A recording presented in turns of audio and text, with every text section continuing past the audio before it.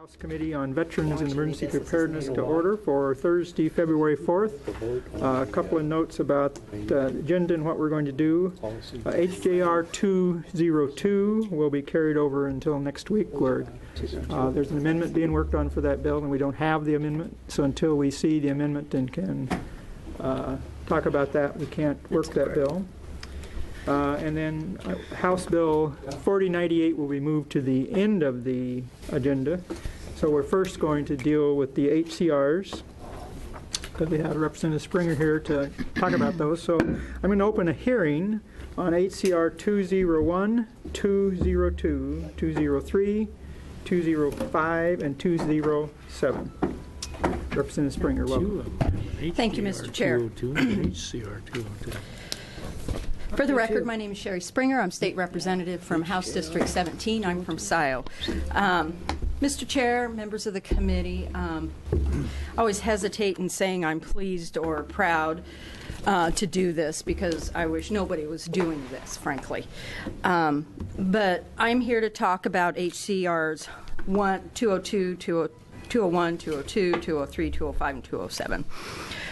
And this is, as we know, of course, a step in the process for a roadside sign. And I heard somebody ask one time, when is too many signs enough? When do we have too many signs? And the reference, or the inference actually in that comment, was, how do we lessen the number of signs? We're getting too many. Okay. I would suggest that the goal there isn't about the signs. It's not about the signs and controlling the number of signs. It's about not having to do things like this. And so I want to talk just briefly about these 5 individuals. And let me preface my comments with, as you know, these were originally brought. I know they're committee bills, but they were brought by Representative Olson, and he has a family event that he's tending to out of state that is a priority for them. And so I am here to do this. So let me talk just a little bit about HCR 201 and, Army Private First Class Anthony T. Justesen. And I just want to say a little bit about these men, because we'll be talking about this on the floor, assuming that you will pass these to the floor for a vote. Anthony was born on April 4th, 1988 in Portland, and he graduated from the Oregon National Guard Youth Challenge Program on December 15th, 2005. And he worked for a couple years at Lube Express and wanted to just give more, so he decided that he would join the Army. And he did so on October 8, 2008, and served in the 82nd Airborne Division's 4th Brigade Combat Unit. Unfortunately, he was killed on June 23, 2010, 1 month before his tour in Afghanistan was over.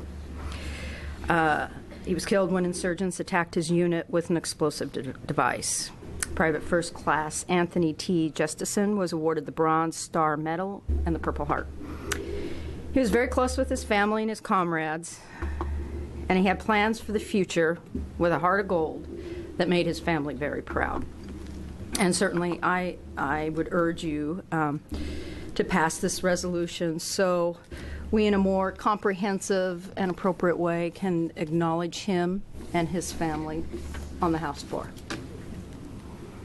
I also bring to you House Concurrent Resolution 202. And this is about Sergeant Travis Moothart. Excuse me. Travis was born in Corvallis on February 3rd. Yesterday is February 3rd, 1980. Grew up in Brownsville and graduated from Central Lynn High School in '98. And he studied mechanics at Lynn Benton Community College. He enlisted in the Army in 2000 and put his knowledge of mechanics to use while serving in South Korea and in Iraq. He was killed by a roadside bomb on January 27th, 2004. He was passionate about the things he valued the most: his son, his parents and siblings, and his friends. This is a pretty cool part. The Brownsville American Legion Post has been named for Sergeant Moothart, and he is remembered and recognized every year when his family awards the Travis A. Moothart Memorial Scholarship at Central Lynn High School. I remember when this young man was killed a few years ago, and it was devastating. Willamette Valley is a pretty small area. It is, and it just impacts everybody. Next, I'd like to bring House Concurrent Resolution 203. And this is for Chief Warrant Officer Erik Kesterson.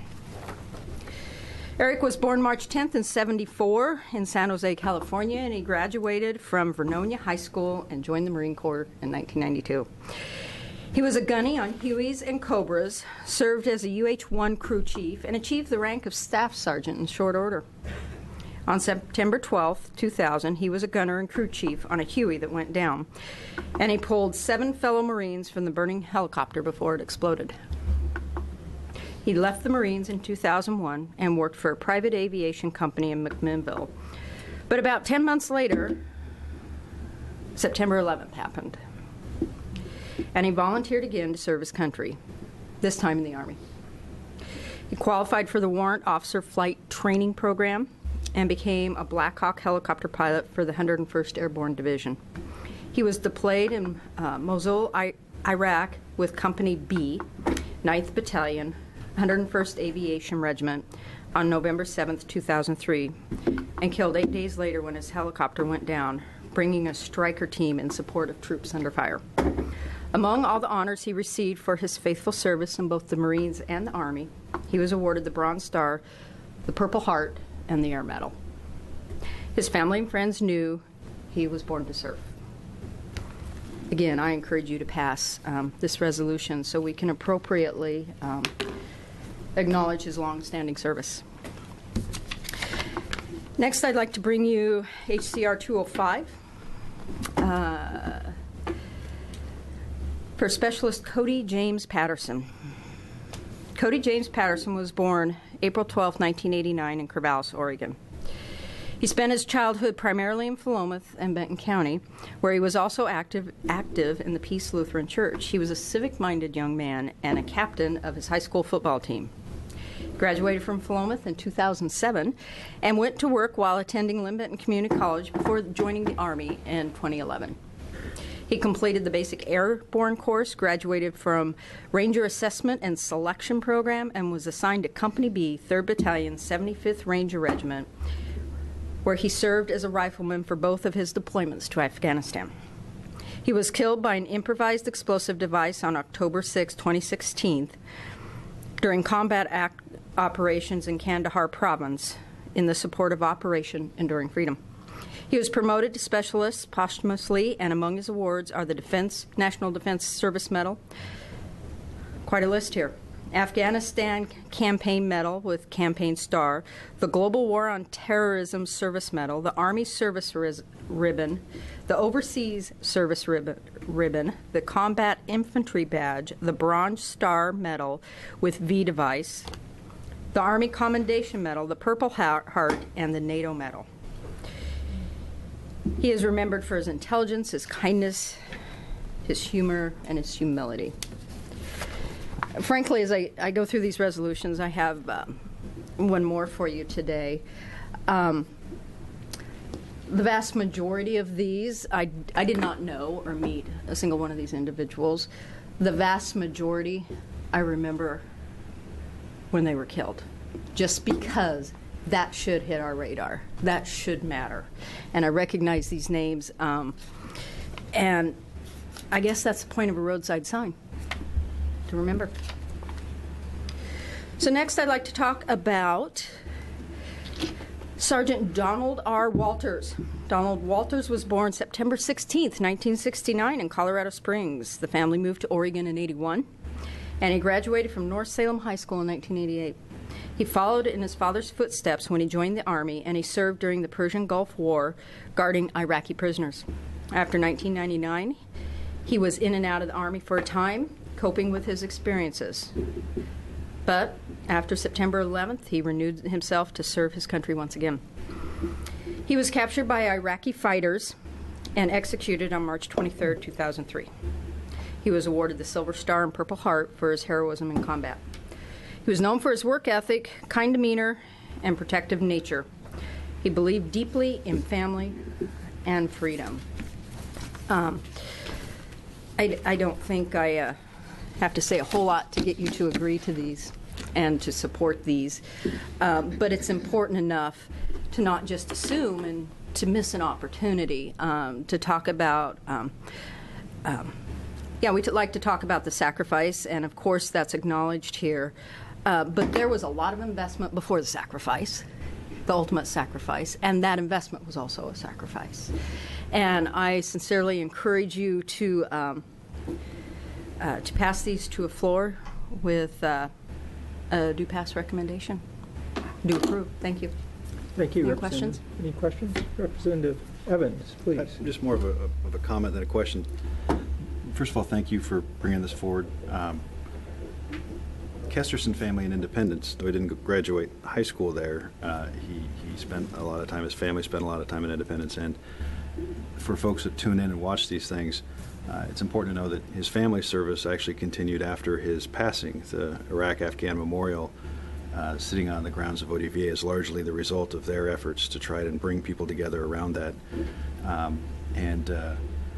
think your point about a sign is a relatively inexpensive but important symbolic statement we as a state can and should make. So thank you for bringing these forward. Anything else? Yeah. Sure, Representative Parrish. Comment and then a technical question. Thank you.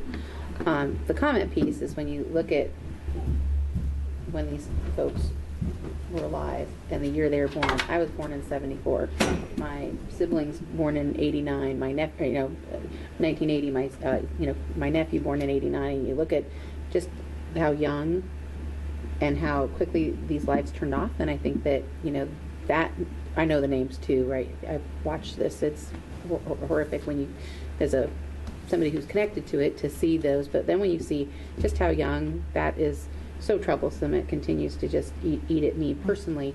The technical, so that's my comment. The technical question I have, and maybe Rep. Springer, you don't know, but are we hoping when we have these to the floor that we are getting families there, and that are we waiting for Representative Olson to come back, and is there anything we can do to help sort of prep for that in his absence? Thank you for the question, Mr. Chair, Representative Parrish. I am here because Abby and Representative Olson's office handed me this thick file. Okay. I did 2 of these in the Rules Committee yesterday for police officers.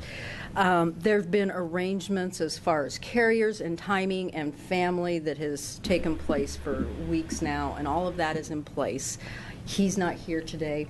I am, and we're going to do our best, and I believe with 100% confidence we're going to stay on that schedule, and families will be the first consideration in the timing of that. And those details have already been penciled out, carved out, in stone in Representative Olson's office.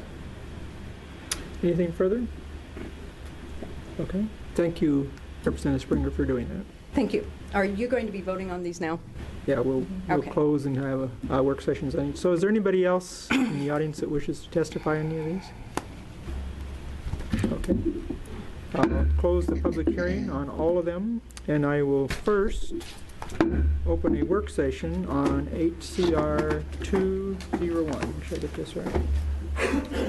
So, Vice Chair? Chair Lively, I move that HCR 201 to the floor with it be adopted recommendation. Okay. Vice Chair Boone moves HCR 201 to the floor with a be adopted recommendation. Is there any discussion? If not, please call the roll. Representative Evans, Aye. Representative Huffman, Excused. Representative Parrish, Aye. Representative Peluso, Aye. Vice Chair Boone, Aye. Vice Chair Escobar, Aye. Chair Lively. Aye. Motion passes, and at this point we'll designate Representative Springer as the carrier. Okay, I will open the work session on HCR 202. Chair Lively, I move HCR 202 to the floor with it be adopted recommendation. Vice Chair Boone moves HCR 202 to the floor with a be adopted recommendation. Is there any discussion? Hearing none, please call the roll. Representative Evans, Aye. Representative Huffman, Excused. Representative Parrish, Aye. Representative Peluso, Aye. Vice Chair Boone, Aye. Vice Chair Escobar, Aye. Chair Lively. Aye. Motion carries, and Representative Springer again will be the carrier. Open the work session on HCR 203. Chair Lively, I move HCR 203 to the floor with the be adopted recommendation. Vice Chair Boone moves HCR 203 to the floor with a be adopted recommendation. Is there any discussion? Hearing none, please call the roll. Representative Evans, Aye. Representative Huffman, Excused? Representative Parrish, Aye. Representative Caruso, Aye. Vice Chair Boone, Aye. Vice Chair Escobar, Aye. Chair Lively. Aye. Motion passes. Representative Springer designated as the carrier. Open a work session on HCR 205. Chair Lively, I move HCR 205 to the floor with the be adopted recommendation. Vice Chair Boone moves HCR 205 to the floor with a be adopted recommendation. Is there any discussion? Hearing none, please call the roll. Representative Evans, Aye. Representative Huffman, Excused? Representative Parrish, Aye. Representative Caruso, Aye. Vice Chair Boone, Aye. Vice Chair Escobar, Aye. Chair Lively. Aye. Motion passes. Representative Springer is the carrier. One more. Open the work session for HCR 207. Chair Lively, I move that HCR 207 to the floor with the be adopted recommendation. Vice Chair Boone moves HCR 207 to the floor with a be adopted recommendation. Is there any discussion? Hearing none, please call the roll. Representative Evans, Aye. Representative Huffman, Excused. Representative Parrish, Aye. Representative Caruso, Aye. Vice Chair Boone, Aye. Vice Chair Escobar, Aye. Chair Lively. Aye. Motion passes. Representative Evans is to Yes, sir. carry this bill. Yes, sir. Thank you. Thank you very much, Representative Springer. It's a